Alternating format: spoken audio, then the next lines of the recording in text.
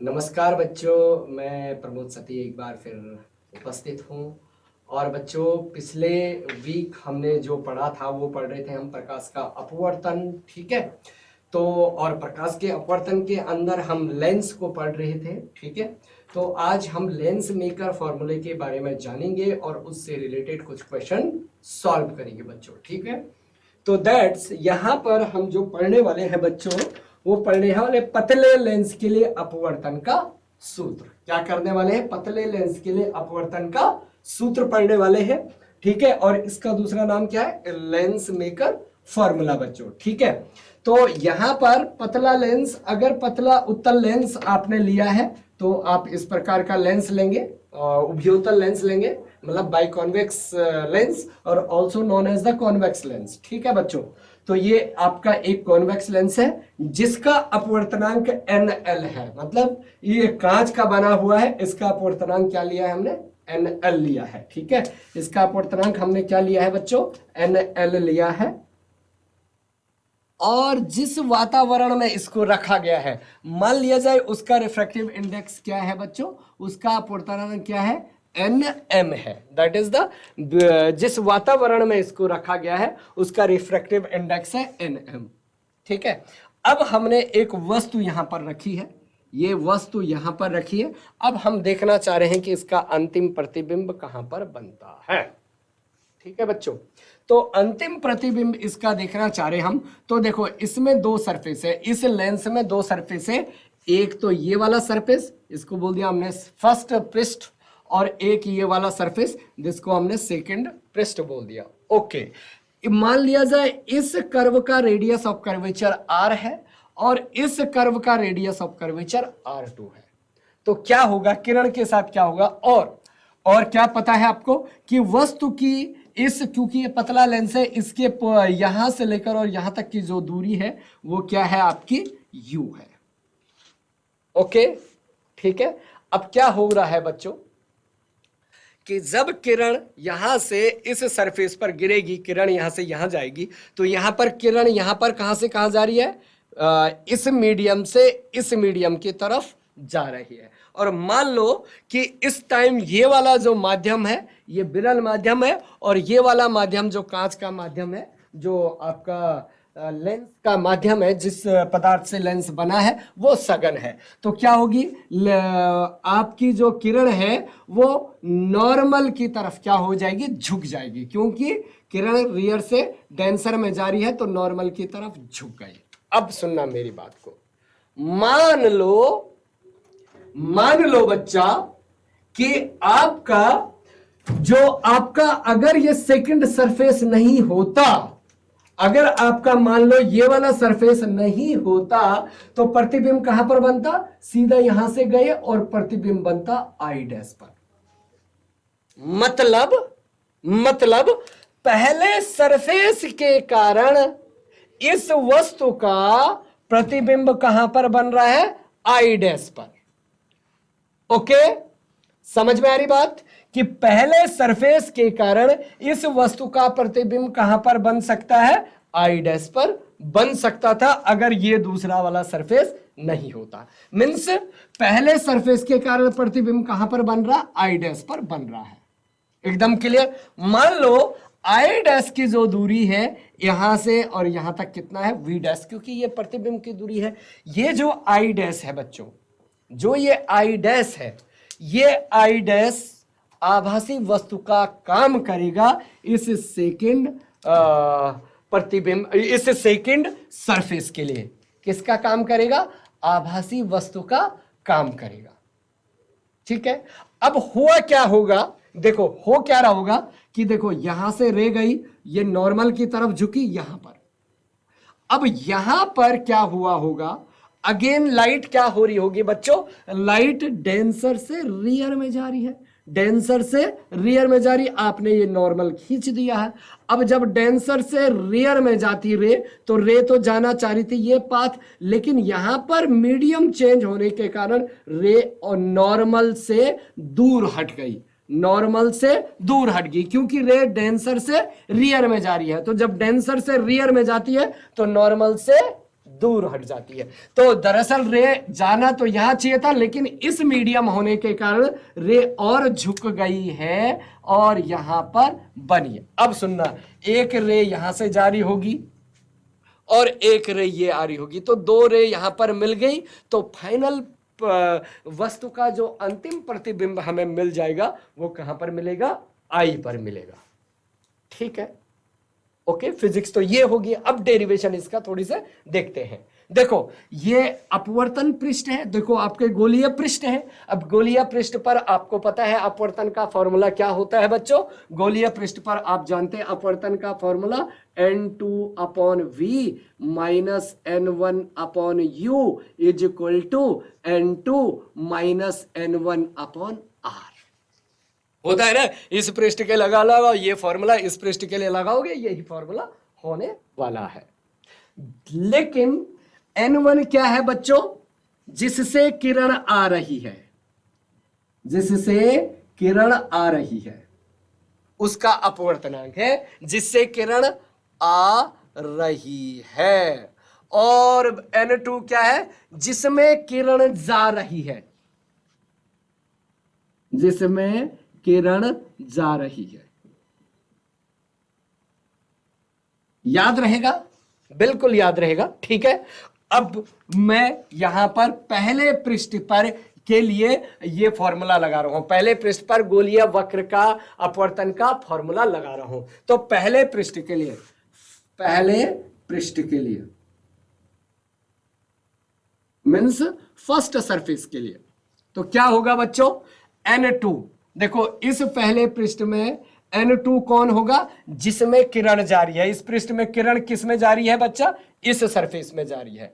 तो n2 क्या होगा इसके लिए, n2 हो गया बच्चों इसके लिए आपका nl, मतलब n2 का मतलब जिसमें किरण जा रही है। इस सरफेस में किरण कहां जा रही है, यहां जा रही है ना, सरफेस के ठीक बाद किरण कहां जा रही है, यहां जा रही है। तो nl इसका अपवर्तनांक क्या है, nl डिवाइडेड बाय v।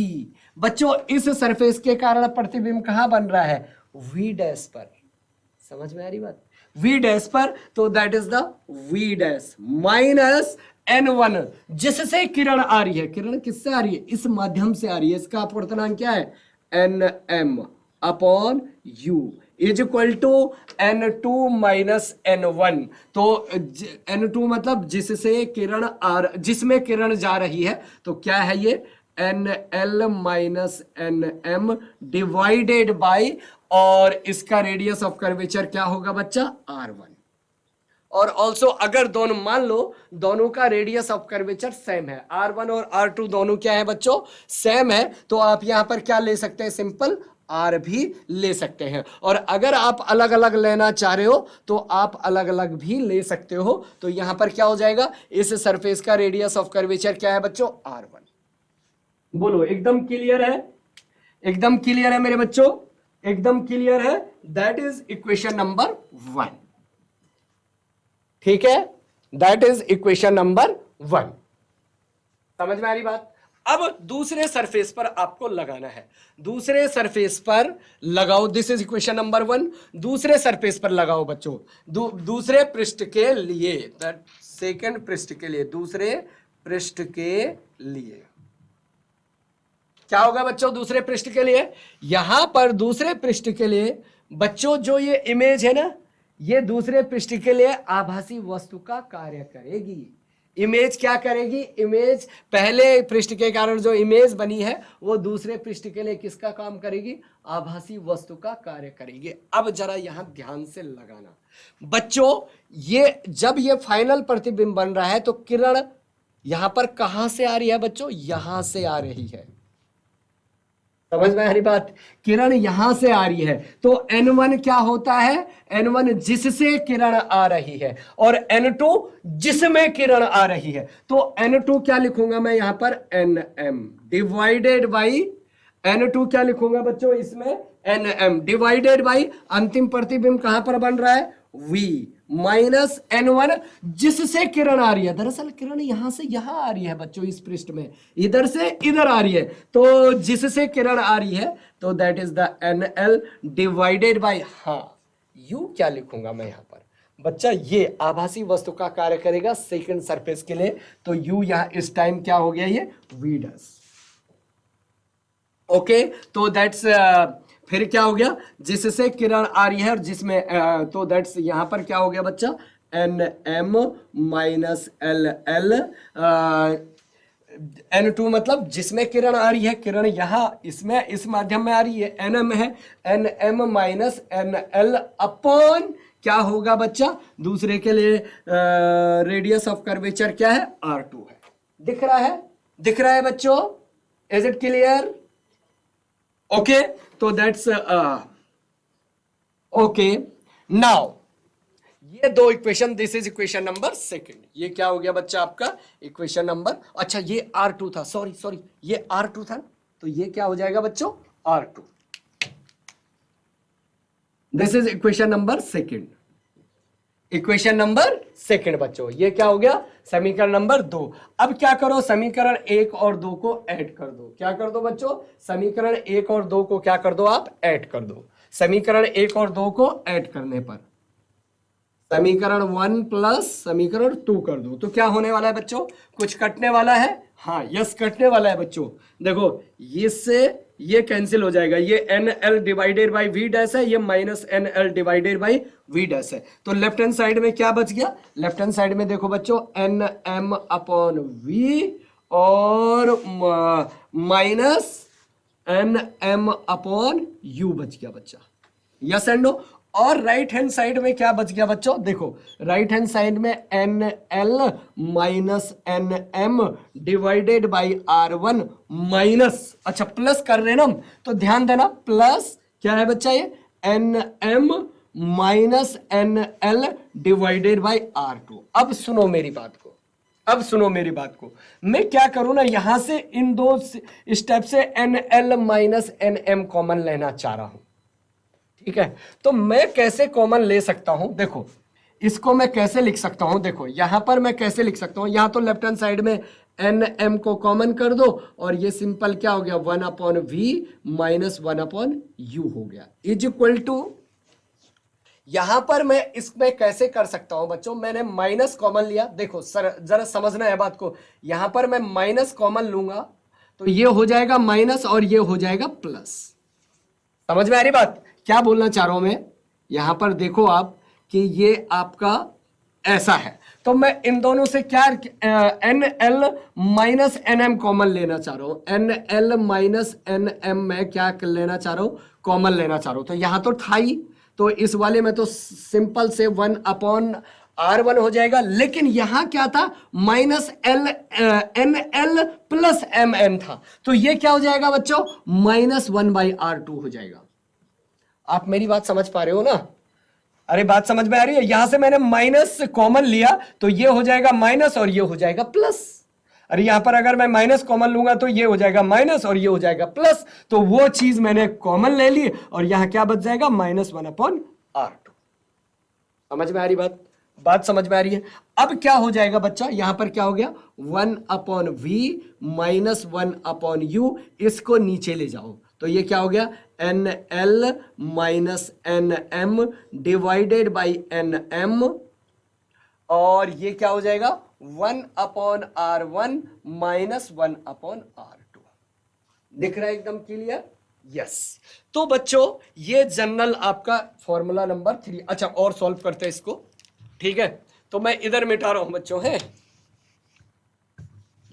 तो क्या होने वाला है बच्चों, यहां पर ये होने वाला है 1 upon V minus 1 upon U is equal to, यहां भाग कर दो N L upon N M, ये क्या हो गया N L upon N M minus ये N M upon N M क्या हो जाएगा बच्चा 1, और ये क्या आ गया 1 upon R one minus 1 upon R two. Okay मेरे प्यारे बच्चों, अब सुनो मेरी बात को कि यहां पर 1 upon V minus 1 upon U equal to N L upon N M क्या है बच्चों, इस माध्यम का रिफ्रैक्टिव इंडेक्स इस वातावरण के सापेक्ष, ये क्या है बच्चों, N L upon N M क्या है कि इस माध्यम का अपवर्तनांक वातावरण के सापेक्ष। तो मैं कैसे लिख सकता हूं इसको, सिंपल एन भी लिख सकता हूं, और देखो ऐसे भी लिख सकता हूं एन एल इंटू एम, मतलब कि the refractive index of glass, मतलब जो उत्तल लेंस विद रिस्पेक्ट टू माध्यम। तो इसको ऐसे भी लिखा जा सकता है -1। तो ये क्या हो गया 1/r1 -1/r2। ऑल्सो तुम्हारी बुक में ऐसे भी हो सकता है बच्चों 1/v -1/u, इसको सिंपल n भी लिखा होगा उसने, कोई दिक्कत नहीं है। या म्यू भी तुम्हारी किताबों में हो सकता है, यहां पर कोई दिक्कत नहीं है, आप ऐसे भी इसको याद रख सकते हैं। ठीक है, तो इतना। अब देखो ये हो गया क्वेश्चन नंबर 3। अब according to lens formula, lens फॉर्मूले के अनुसार क्या होता है बच्चों, सुनना जरा बात को। दो तरीके से यहां पर हम इसको सॉल्व कर सकते हैं। ठीक है, एक तो हम जानते हैं लेंस फॉर्मूले से, लेंस के फॉर्मूले से क्या होता है बच्चों 1/f is equal to 1/v minus 1/u होता है। ठीक है, this is equation number 4। Okay, अब देखो समीकरण इसको मैं ऐसे लिख लेता हूं। ठीक है, तो तब आपको क्लियर समझ में आ जाएगा। 1/v minus 1/u is equal to 1/f होता है इक्वेशन नंबर 4। ये लेंस का फॉर्मूला, उत्तल लेंस का फॉर्मूला है। अब हम क्या कर सकते हैं इसमें कि इन दोनों को इक्वेट कर दो, लेफ्ट हैंड साइड सेम है तो राइट हैंड साइड क्या हो जाएगा 1/f इज इक्वल टू, ये क्या हो गया, इसको ऐसे ही रहने दो NL/NM -1, और ये क्या हो गया 1/r1 -1/r2।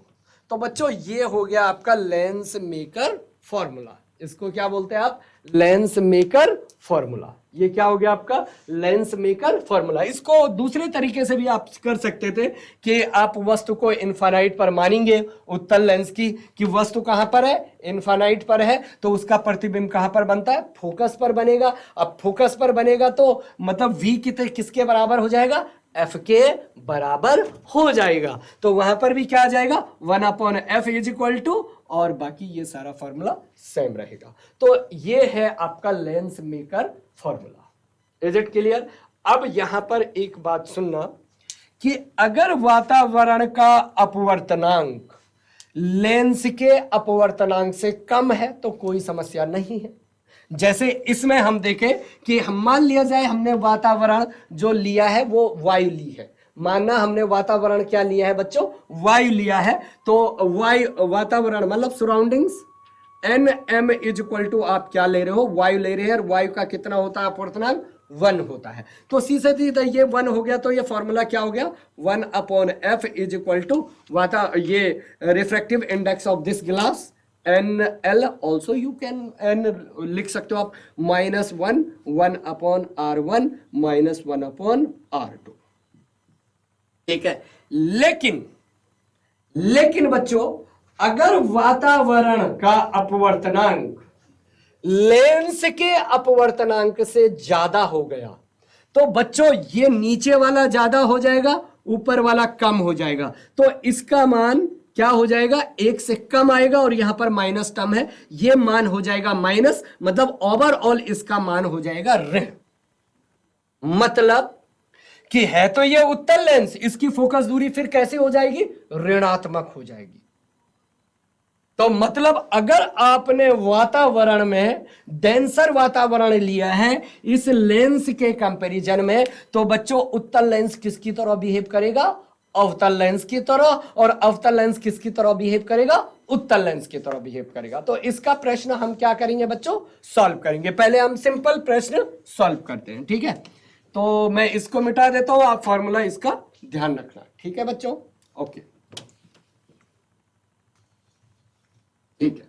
तो सिंपल क्वेश्चन हम सॉल्व करते हैं, मिटा दो। हाँ, विथ साइन रखने हैं चीजें, विथ साइन आप जब क्वेश्चन सॉल्व करेंगे तो आप साइन का यूज रखेंगे कि इंसिडेंट किरण की दिशा में ऑप्टिकल पोल के लेफ्ट हैंड साइड में क्या लेने वाले हैं, ऋणात्मक लेने वाले हैं, और राइट हैंड साइड के क्या लेने वाले हैं, धनात्मक लेने वाले हैं।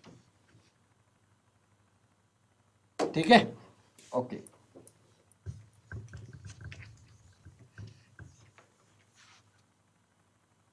ओके बच्चों, तो सिंपल 1-2 क्वेश्चन सॉल्व, देन जो आपके बड़े क्वेश्चन है उनको सॉल्व करते हैं। चलो कोई सा भी क्वेश्चन। ओके, तो मैंने ले लिया है फोकस दूरी ज्ञात करो। ये आपका एक उत्तल लेंस, ओके बच्चों, इसका आपको फोकस दूरी ज्ञात करनी है, ठीक है। और आपको क्या क्या दिया हुआ है इसमें, R1 R2 सेम दिए हैं, R1 और बराबर R2 बराबर 20 सेंटीमीटर आपको दिया है। और रिफ्रैक्टिव इंडेक्स जो दिया है, इस कांच का रिफ्रैक्टिव इंडेक्स दिया है 3/2। तो आपको बोला है कि इसकी फोकस दूरी क्या करो, इस लेंस की फोकस दूरी ज्ञात करो, ठीक है। ओके, अगर वातावरण आपको नहीं दिया है तो आप क्या समझेंगे कि वायु है, ठीक है। तो क्या हो जाएगा, सिंपल सा 1/f इक्वल टू क्या होगा बच्चा, NL/NM फॉर्मूला -1 और क्या 1/R1 -1/R2, ठीक है। तो क्या हो जाएगा बच्चा, यहां वातावरण, यहां ये 3/2 है, वातावरण कुछ नहीं दिया है, मतलब y है 1 -1। अब देखो 1/R1, ये R1 है और ये R2 है, ओके। R1 कहां की तरफ है बच्चों, R1 इधर की तरफ है, वो आएगा पॉजिटिव, और R2 पोल से किसकी तरफ है, लेफ्ट हैंड साइड में है, तो वो क्या आएगा, नेगेटिव आएगा। तो क्या 1/R1, R1 कितना है 10, पॉजिटिव इधर की तरफ, और ये क्या है नेगेटिव, तो माइनस एक फॉर्मूला में पहले से था 1/R2, R2 कितना लिखना है -10। समझ में आ रही बात ना, समझ में आ रही बात, इज इट क्लियर। तो -10 तो कितना हो जाएगा बच्चा, ये 2/3/2 -1, तो मैं यहीं पर सॉल्व कर देता हूं, 2 1 जा 2, 3 - 2 डिवाइडेड बाई 2, और ये कितना हो जाएगा 1/10 माइनस माइनस प्लस 1/10। तो हाउ मच, कितना हो गया बच्चों, ये हो गया 1/2, और ये कितना हो गया 2/10, 2 से 2 मर गया, तो कितना आ गया फोकस दूरी 1/f इज इक्वल टू 1/10 हो गया। तो f इज इक्वल टू कितना हो जाएगा बच्चों 10 सेंटीमीटर। तो फोकस दूरी कितनी आ गई 10 सेंटीमीटर। और तुम वैसे सामान्य जानते हो कि अगर पतले लेंस है तो जो आप रेडियस ऑफ कर्वेचर होगा फोकस लेंथ का, वो कॉन्वेक्स लेंस का दुगना होगा, ठीक है, अगर दोनों सेम है तो। ओके, एक क्वेश्चन तुम करोगे, थोड़ी से सामान्य क्वेश्चन, ओके, मिटा दो इसको। ये तो सिंपल क्वेश्चन था, और next question also simple. Okay बच्चों, next question, question number 2, also simple. I have taken like that, this and this. Okay बच्चा, तो इसमें आपको जो जो दिए हुए हैं, क्या क्या दिया है, R1, अच्छा रे ऐसे आ रही है, रे ऐसे आ रही है, और R1 आपको दिया है, R1 20 सेंटीमीटर, ओके, सिर्फ R1 दिया है, NL आपको दिया है 1.5, और R2 आपको नहीं दिया है, आप फाइंड आउट करेंगे। तो ये कौन सा लेंस है बच्चा, प्लेनो कॉन्वेक्स लेंस है। तो बताओ कि इसकी फोकल दूरी फाइंड करो F, क्या होगी कि नहीं होगी इसकी फोकस दूरी। और ओके बच्चों, तो कैसे इसको आप सॉल्व करने वाले हैं, कैसे सॉल्व करेंगे बच्चों इसको, बताओ तो जरा, कैसे सॉल्व करने वाले हैं इसको। सिंपल सा फॉर्मूला, ये क्या है, प्लेनो कॉन्वेक्स लेंस। क्या है ये प्लेनो कॉन्वेक्स लेंस, मतलब समतल उत्तल दर्पण। इसके लिए R2, देखो ये R1 था और ये क्या है बच्चा R2। प्लेनो कॉन्वेक्स लेंस के लिए R2 कितना होगा, ये प्लेन सरफेस के लिए रेडियस ऑफ कर्वेचर कितना होगा, इनफाइनाइट होगा, ये पता है आपको, बस फॉर्मूले में अप्लाई कर दो, 1/f equal to NL/NM -1, 1/R1 -1/R2, just a simple. तो ये 1.5 -1 और दैट्स 1/R1, R1 इधर को है, कोई दिक्कत नहीं है, 20 ले लो, -1/R2 इनफाइनाइट है, माइनस लो, क्या फर्क पड़ेगा, ये तो 0 होने वाला है। तो दैट्स ये कितना हो गया 0.5 डिवाइडेड बाई 20, तो 1/f, इसको एक इधर ले जाओ, यहाँ एक 0 लगाओ, तो 5 चौको 20, 40, तो f इज इक्वल टू कितना हो गया बच्चा 40 centimetre. f is equal to कितना हो गया बच्चा 40 सेंटीमीटर। अरे बात समझ में आ रही, 1/f इज इक्वल टू 1/40, तो f is equal to 40 centimetre. तो इस प्लेनो कॉन्वेक्स लेंस की प्लेनो कॉन्वेक्स लेंस मतलब समतल उत्तल लेंस का फोकस कितना है बच्चा, 40 सेंटीमीटर। लेकिन अगर इसको डेंसर मीडियम में रख दिया जाए, इधर ये ज्यादा हो जाए तो कहानी पलट जाएगी। समझ में आ रही बात, क्या होगा, कहानी पलट जाएगी। समझ में आ रही बात, ओके। तो हो सकता है ये क्या उत्तल समतल लेंस की तरह बिहेव करे, है ना। तो दैट्स अभी ये समतल उत्तल लेंस है, हो सकता है उसके बाद ये उत्तल समतल लेंस की तरह बिहेव करे। ओके, तो इस प्रकार के क्वेश्चन आप सॉल्व कर सकते हैं बच्चों, ठीक है। तो नेक्स्ट क्वेश्चन हम इसमें क्या करते हैं बच्चों, सॉल्व करते हैं, ठीक है। और उसके बाद जो हमारे अच्छे क्वेश्चन हैं हम उनको सॉल्व करते हैं, ठीक है बच्चा, ओके। ओके, तो नेक्स्ट क्वेश्चन हम इसमें सॉल्व करते हैं बच्चा, ठीक है।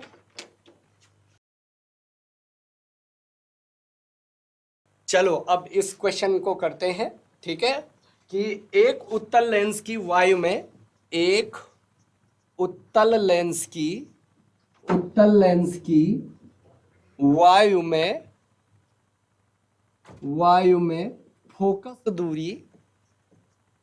फोकस दूरी 10 सेंटीमीटर है, 10 सेंटीमीटर है, ठीक है बच्चों, 10 सेंटीमीटर है। इसकी फोकस दूरी जल में ज्ञात करो। इसकी फोकस दूरी जल में होगी। और आपको क्या क्या दिया है बच्चों, आपको रिफ्रैक्टिव इंडेक्स ऑफ ग्लास, कांच का रिफ्रैक्टिव इंडेक्स आपको दिया हुआ है। मतलब जो आपका लेंस का रिफ्रैक्टिव इंडेक्स है वो दिया है आपको 3/2, तथा जल का रिफ्रैक्टिव इंडेक्स दिया है आपको 4/3।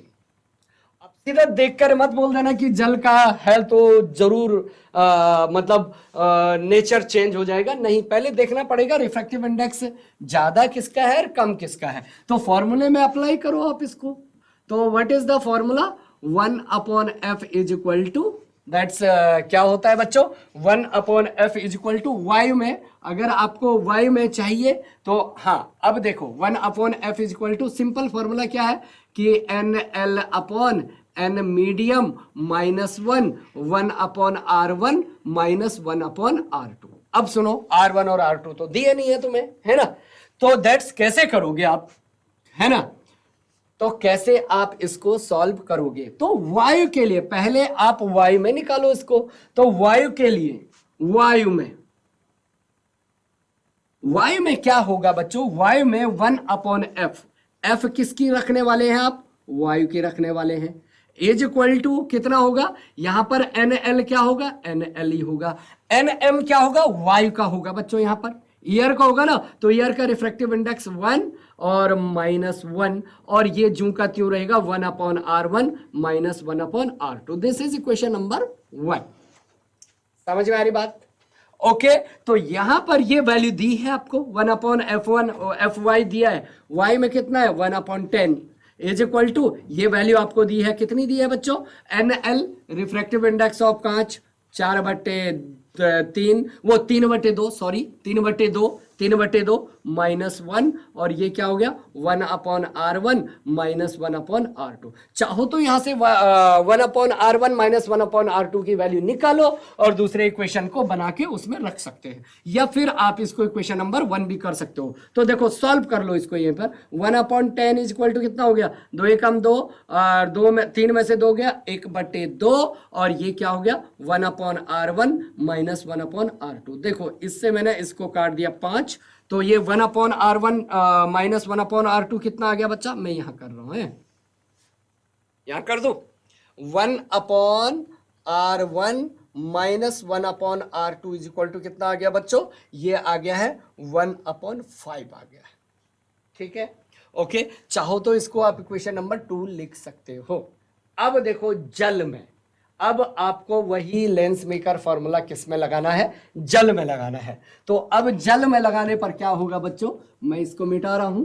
तो जल में लगाने पर ये फॉर्मूला क्या होने वाला है बच्चों, कि लेंस मेकर फॉर्मूला जल पर लगाओ तो क्या होगा, F/1/f किस में बच्चों, वाटर में, इज इक्वल टू क्या होगा बच्चों, दैट इज द ये क्या है, अपवर्तनांक ऑफ कांच का किसमें, मीडियम डिवाइडेड बाय अपवर्तनांक ऑफ कांच का जल में, सॉरी जल में, और ये कांच का अपवर्तनांक जो लेंस है उसका अपवर्तनांक, और ये जल का अपवर्तनांक -1, और क्या होगा 1/r1 - 1/r2।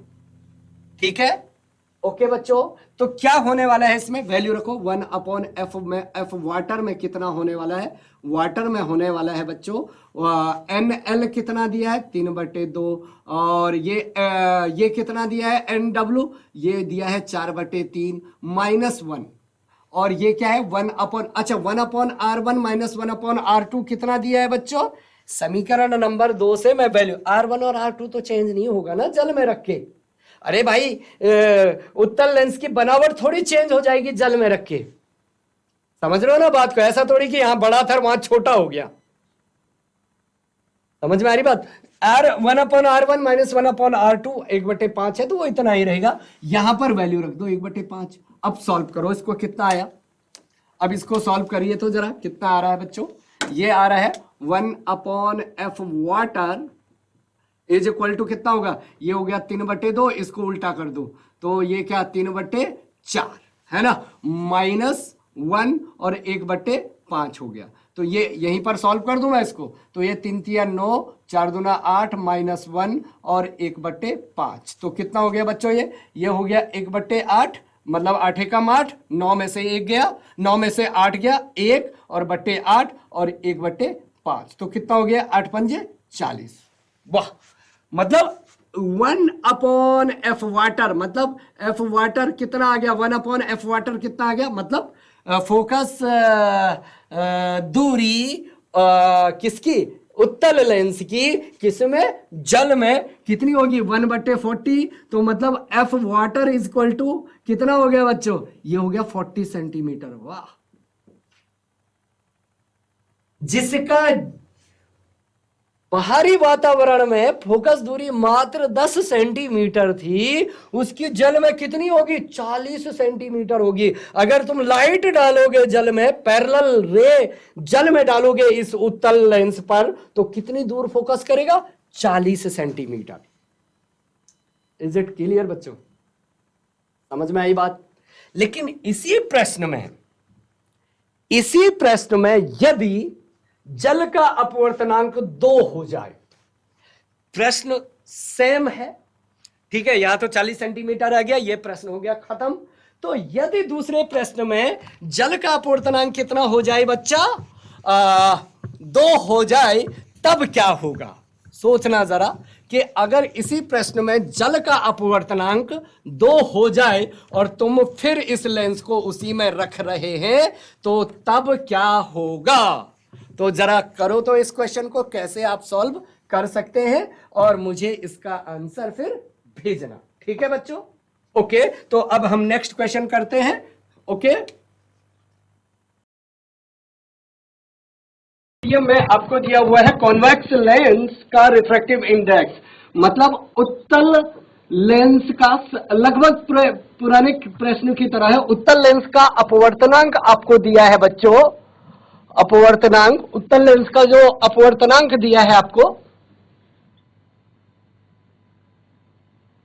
उत्तल लेंस का अपवर्तनांक आपको दिया है 3/2, और इस उत्तल लेंस को जिस जल में डुबाया गया है, सपोज दैट ये उत्तल लेंस है और इसको किसी जल में क्या किया गया है, डुबाया गया है, तो इस जल का अपवर्तनांक आपको दिया है बच्चों, जल का अपवर्तनांक आपको दिया है, जल का अपवर्तनांक कितना दिया है बच्चों, जल का अपवर्तनांक आपको दिया है 2, ठीक है।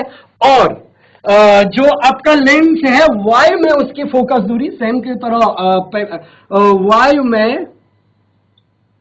में उत्तल लेंस की फोकस दूरी जो दी हुई है, फोकस दूरी दी हुई है बच्चों 20 सेंटीमीटर। ओके, तो अब पूछा गया है आपको कि जल में तो आपको पूछा गया है जल में उत्तल लेंस की उत्तल लेंस की फोकस दूरी तथा प्रकृति ज्ञात करो, तथा प्रकृति बताओ। ओके बच्चों, प्रकृति बताओ कि आपको ये पहले उत्तल लेंस की क्या था, उत्तल लेंस पहले वाई में था जो, और वाई में उसकी फोकस दूरी कितनी है 20 सेंटीमीटर। फिर इस उत्तल लेंस को कहां डुबाया गया है, जल में डुबाया गया है, जिसका रिफ्रैक्टिव इंडेक्स कितना है 2 है। तो जल में डुबाने से बताओ कि इसकी फोकस दूरी कितनी हो गई है और इसकी प्रकृति कितनी है। देखो पुराने क्वेश्चन में आपने देखा कि जल में डुबाने पर उत्तल लेंस की फोकस दूरी बढ़ गई थी, है ना। तो इसमें देखते हैं कि क्या होने वाला है। तो करो तो इसको सॉल्व हमारे साथ, ठीक है। तो हमें करना है जल में उत्तल लेंस की फोकस दूरी ज्ञात कीजिए, ठीक है। तो जल में फोकस दूरी कितनी होने वाली है, मैं यहां पर इसको मिटा लेता हूं एक बार और फिर इसको सॉल्व करते हैं। पहले वायु में उत्तल लेंस की फोकस दूरी से वही कि वायु में लेंस मेकर फॉर्मूला क्या बोलता है बच्चों, 1/f is equal to refractive index of glass with respect to refractive index of medium -1, 1/r1 -1/r2। ये तो लेंस मेकर फॉर्मूला हो गया। वाई में क्या हो जाएगा, वाई में ये हो जाएगा वायु में फोकस दूरी डिवाइडेड बाई यहां पर NL मतलब लेंस का अपवर्तनांक बटे वायु का अपवर्तनांक -1/r1। तो यहां पर क्या हो गया 1/वायु में कितना दिया है फोकस दूरी, उत्तल लेंस की फोकस दूरी क्या होती है बच्चों, धनात्मक होती है सेंटीमीटर, और आपको वाटर का जो रिफ्रैक्टिव इंडेक्स, जल का जो रिफ्रैक्टिव इंडेक्स दिया है वो 2 दिया है, ठीक है। तो यहां तो ये वायु में अभी निकाल रहे हम, तो ये 1/20 बराबर NL मतलब कांच का रिफ्रैक्टिव इंडेक्स, मतलब लेंस का जो रिफ्रैक्टिव इंडेक्स है 3/2, और इस टाइम मीडियम कौन है, वायु है। तो वायु में 3/2 इंटू मल्टीप्लाइड 1 -1 1/r1 -1/r2, ठीक है बच्चों। 1/r1 -1/r2, इसको सॉल्व कर लो। 1/20 इज इक्वल टू कितना हो गया, 2 × 2, तो ये 2 3 में से 2 गया 1/2, और ये क्या हो जाएगा 1/r1 -1/r2, ठीक है।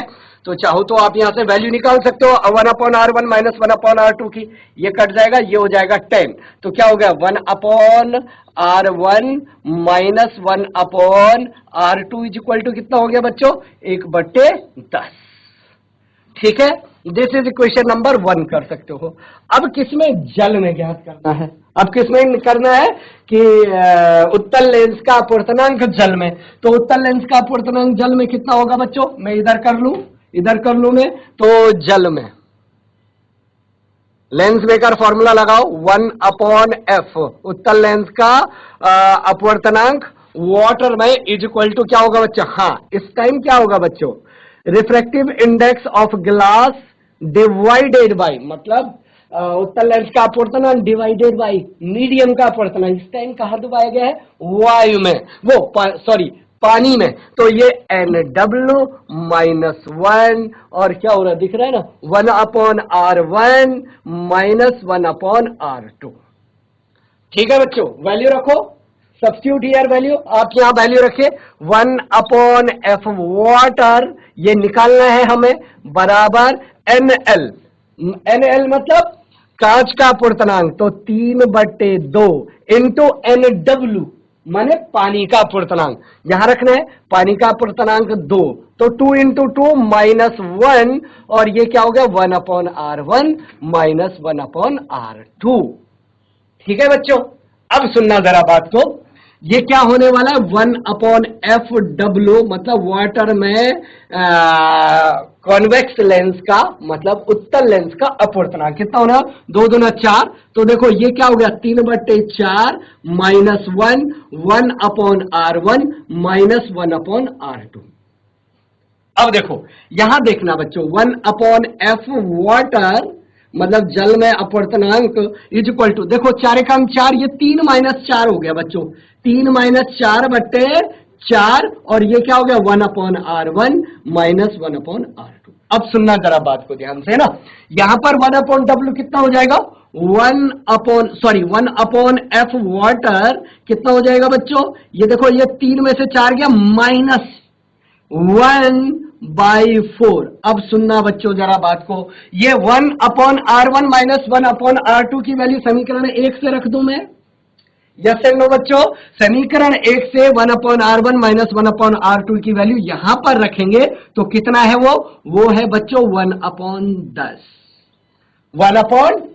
तो कितना हो गया ये हो गया बच्चों, ये आ गया आपका माइनस 1/10 4 जा 40, मतलब 1/fw इज इक्वल टू कितना आ गया है, मैं ऊपर लिख लेता हूं 1/fw इज इक्वल टू कितना आ गया बच्चों 1/f मतलब 1/fw मीन्स वाटर में रिफ्रैक्टिव इंडेक्स माइनस 1/40 आ गया है। मतलब वाटर में जो कॉन्वेक्स लेंस की फोकस दूरी है वो कितनी आ गई बच्चों माइनस 40 सेंटीमीटर।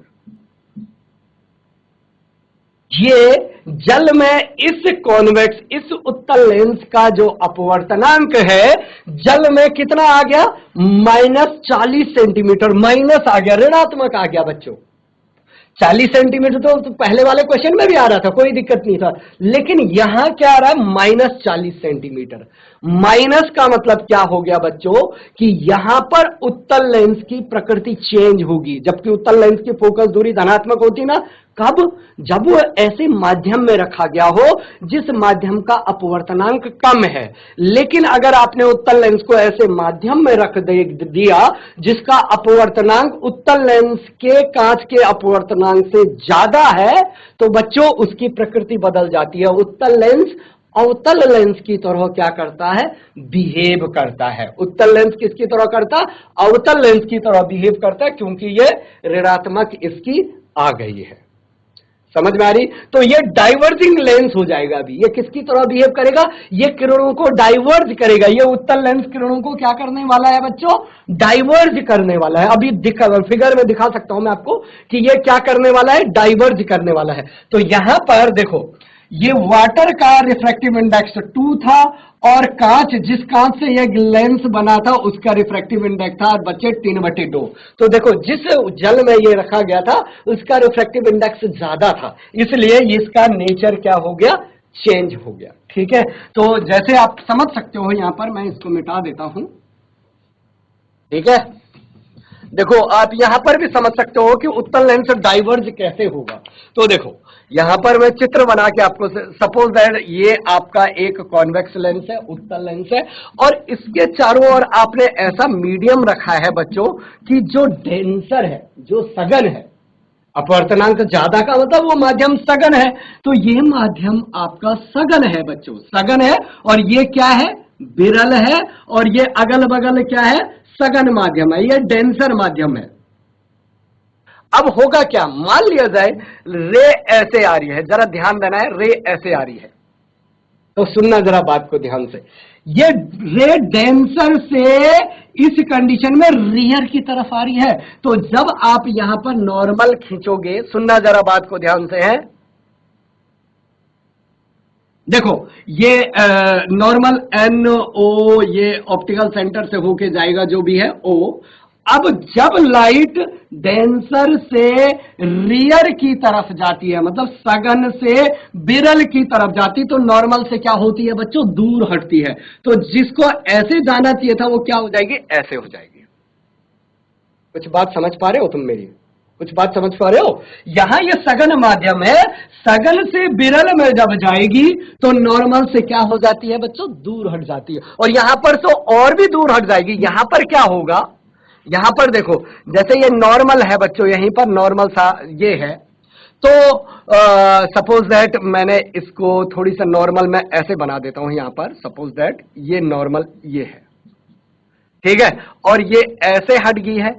अब देखो यहां पर क्या हो रहा है बच्चों, रियर से डेंसर की तरफ जा रही है, रियर से डेंसर की तरफ जा रही है, तो रियर से डेंसर में जाएगी तो क्या हो जाती है बच्चों नॉर्मल की तरफ झुक जाती है। मतलब इसको जाना ऐसे चाहिए था, ये कैसे हो जाएगी ऐसे हो जाएगी।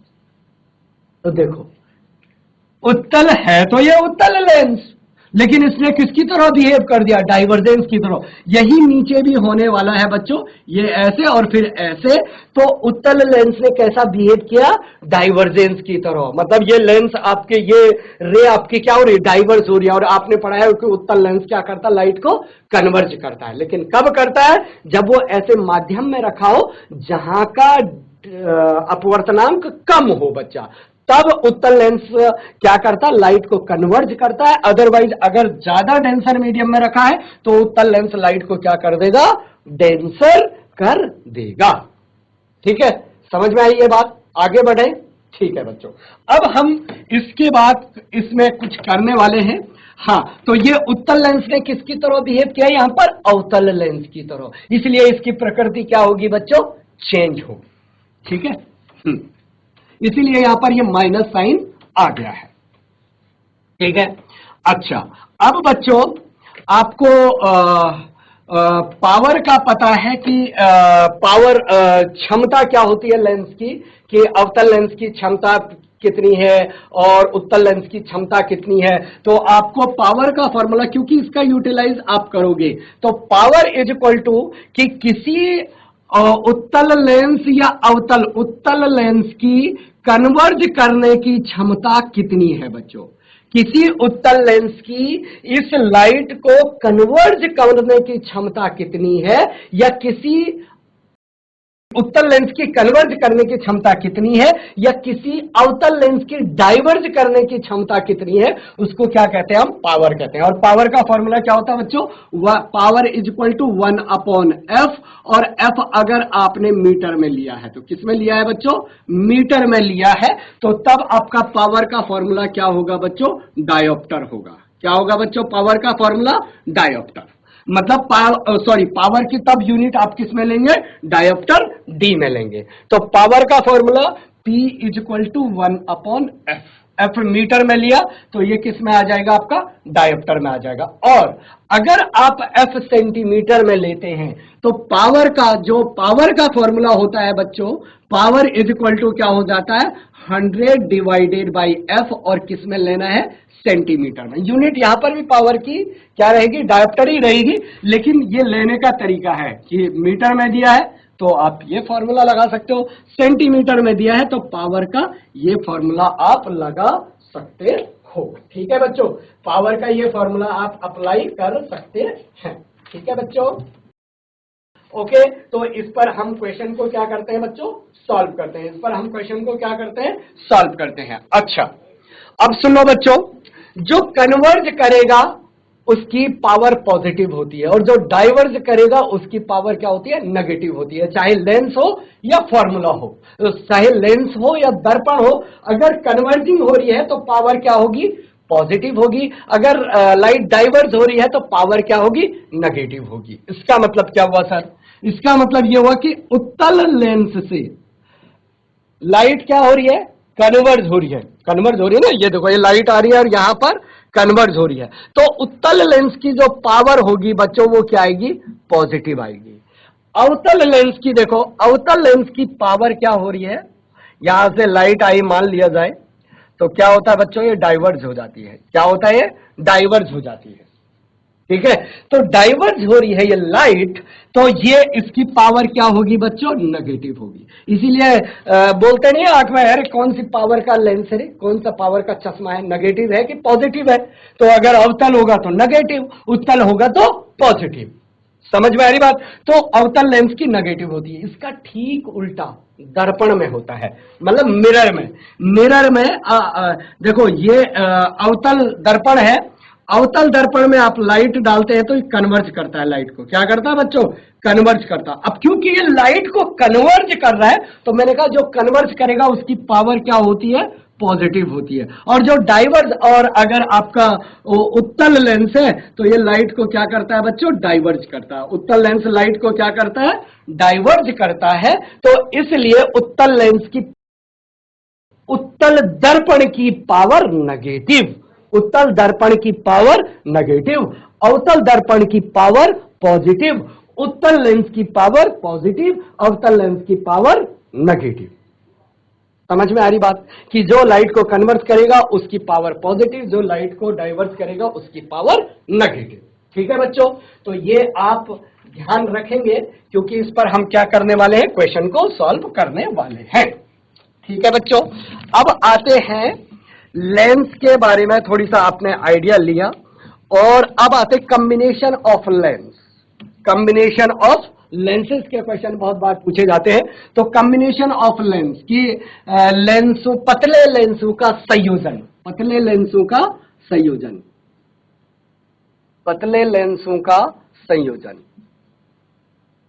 तो मैं सीधा फॉर्मूला लिखवा रहा हूं इसका और उस पर क्वेश्चन सॉल्व करेंगे। ठीक है, पतले लेंसों का संयोजन, जैसे कि हमने दो उत्तल लेंस ले लिया, ये लेंस एक उत्तल लेंस और दूसरा उत्तल लेंस, ओके, और ये आपस में संपर्क में रखे हैं। इसकी फोकस दूरी है, मान लिया जाए इसकी फोकस दूरी है f1, इसकी फोकस दूरी है f2। तो अगर हमने कोई ऑब्जेक्ट इधर रखा है तो उसकी इमेज कहां बनेगी, क्या होगा, तो और इन दो लेंसों का संयोजन जो फोकल दूरी होगी, कॉम्बिनेशन ऑफ फोकल दूरी होगी, वो कितनी होने वाली है। तो उसके लिए फॉर्मूला बच्चों आपको याद होना चाहिए कि 1/FE is equal to 1/F1 plus 1/F2 होगा बच्चों।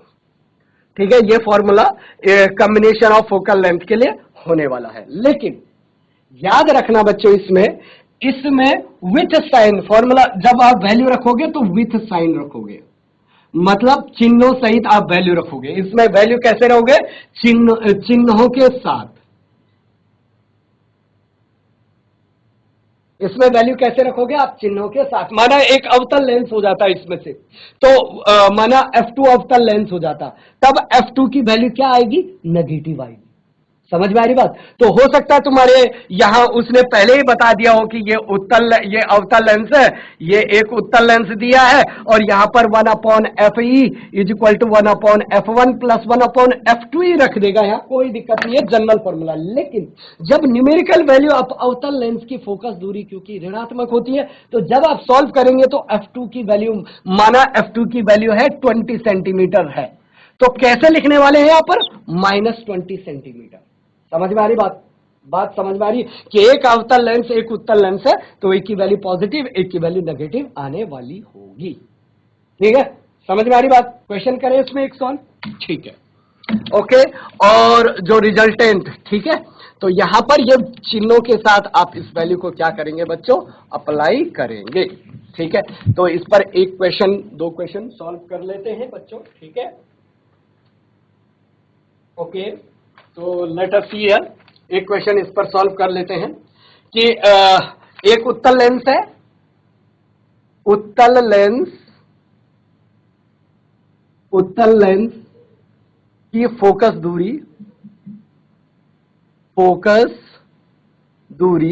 कितनी दी है बच्चों, उत्तल लेंस की फोकस दूरी आपको दिया है 5 सेंटीमीटर, और 5 सेंटीमीटर, तथा अवतल लेंस की फोकस दूरी, अवतल लेंस की फोकस दूरी, अवतल लेंस की फोकस दूरी तथा अवतल लेंस की फोकस दूरी आपको दिया है बच्चों, कॉन्वेक्स लेंस, अवतल लेंस की फोकस दूरी दी है आपको 10 सेंटीमीटर।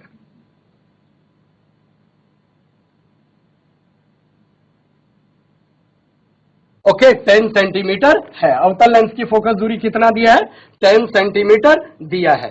तो इसने बोला है कि परिणामी, पहला क्वेश्चन, परिणामी फोकस दूरी ज्ञात करो, मतलब equivalent focal length, find out equivalent focal length, परिणामी फोकस दूरी ज्ञात करो। और दूसरा प्रश्न इसमें है बच्चों, दूसरा प्रश्न कि यदि मतलब सेकंड प्रश्न, यदि वस्तु 15 सेंटीमीटर पर रखी हो तो वस्तु के प्रतिबिंब की दूरी ज्ञात करो, प्रतिबिंब की दूरी ज्ञात करो।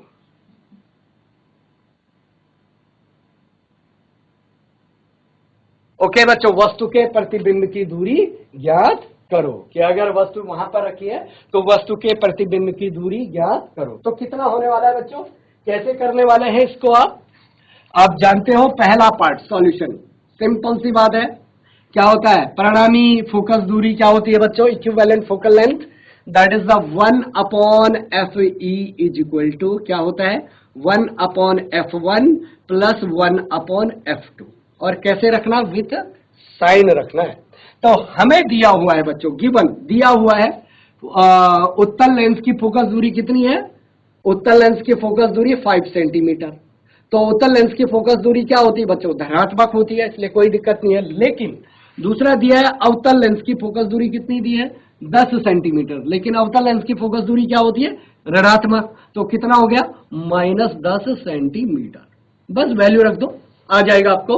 चाहो तो आप सब्जेक्टिव बना दो या डायरेक्ट लिख लो।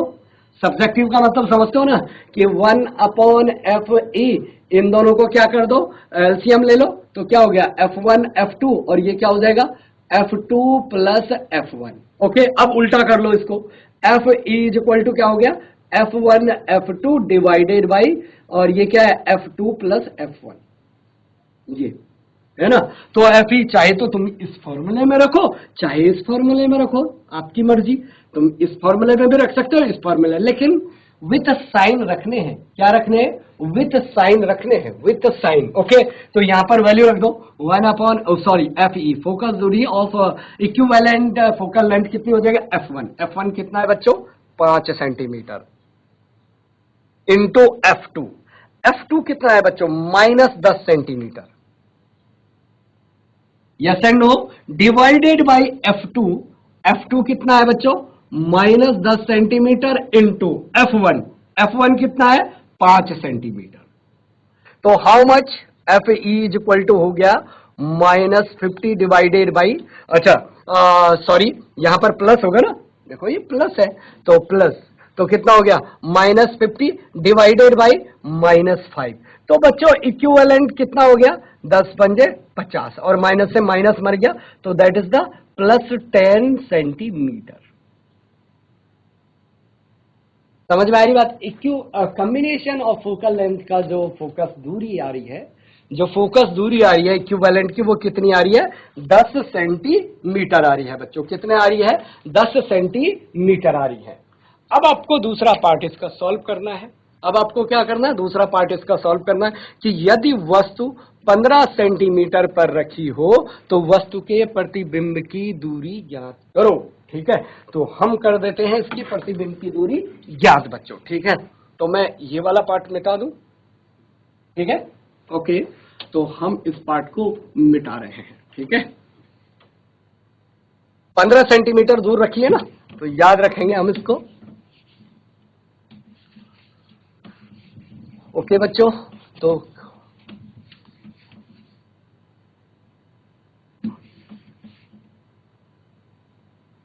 तो लेट अस सी हियर, ये कॉम्बिनेशन फोकस दूरी है। तो देखो ये क्या कह रहे हैं, सेकंड क्वेश्चन, सेकंड पार्ट में क्या कह रहे हैं बच्चों, ये कि एक ये कॉन्वेक्स लेंस और दूसरा क्या है बच्चों कॉनकेव लेंस। ओके, सही नहीं बना कॉनकेव लेंस, थोड़ी सा कॉनकेव लेंस। ओके, बस एक मिनट। तो दैट्स, ये यहां पर वस्तु रखी है, कितनी दूरी पर रखी है 15 सेंटीमीटर पर।